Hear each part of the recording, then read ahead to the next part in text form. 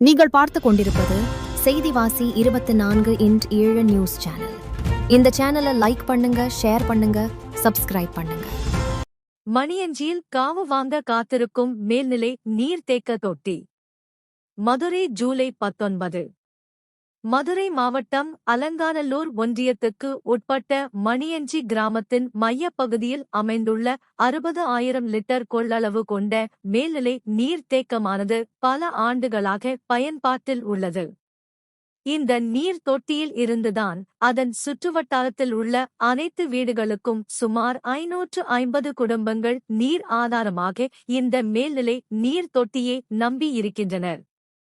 இதிலும் வாரத்தில் ஒரு முறையோ இருமுறையோதான் நீர் மக்கள் பயன்பாட்டிற்கு திறந்து விடப்படுவதாக ஒரு குற்றச்சாட்டும் உள்ளது.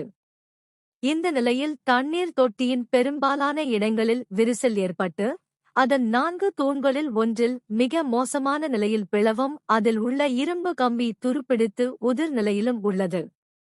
அது மட்டுமல்லாது நீர் தொட்டியின் மேல் பகுதியிலும் அதன் கீழ் பகுதிகளையும் நிறைய இடங்களில் விரிசலுடன் காணப்படுகின்றது.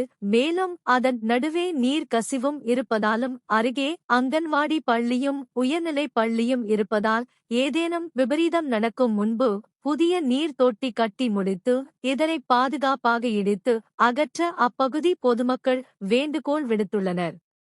செய்திவாசி 24x7 செய்திகளுக்காக மதுரையிலிருந்து செய்தியாளர் வேல்முருகன் கிருஷ்ணமூர்த்தி.